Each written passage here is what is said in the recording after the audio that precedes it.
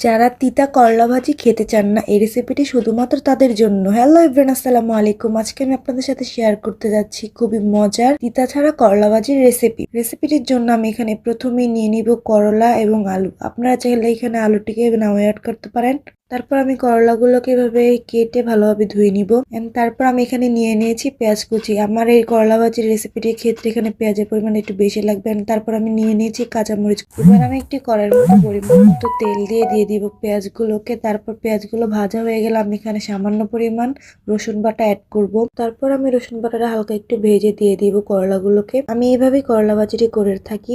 এটা খেতে একটু তিতো লাগে না। এ পর্যায়ে আমি করলাগুলো হালকা নেড়ে তারপর দিয়ে দিব আস্ত পেঁয়াজ কুচি এবং কেটে রাখা কাঁচামরিচগুলোকে। তারপর দিয়ে দিব পরিমাণ মতো লবণ, পরিমাণ মতো হলুদের গুঁড়া এবং ধনিয়ার গুঁড়া এবং ভালোভাবে নেড়ে চেড়ে মশলাগুলোর সাথে করলাগুলোকে ভালোভাবে মিশিয়ে নিব। ট্রাস্ট মি, এই প্রসেসে বাসা করলা ভাজি করে দেখবেন খুবই মজার হবে এবং একটু তিতো হবে না। এবং তারপর কিছুক্ষণ ভালোভাবে নেড়ে চেড়ে ধনিয়া পাতা দিয়ে নামিয়ে নিলে কমপ্লিট হয়ে যাবে খুবই মজার তিতা ছাড়া করলা ভাজির রেসিপিটি ভালো লাগলে বাসা ট্রাই করে দেখবেন। ভিডিওটি ভালো লাগলে ফলো এবং সাবস্ক্রাইব করে পাশে দেখবেন। আসসালামু আলাইকুম, আল্লাহ হাফেজ।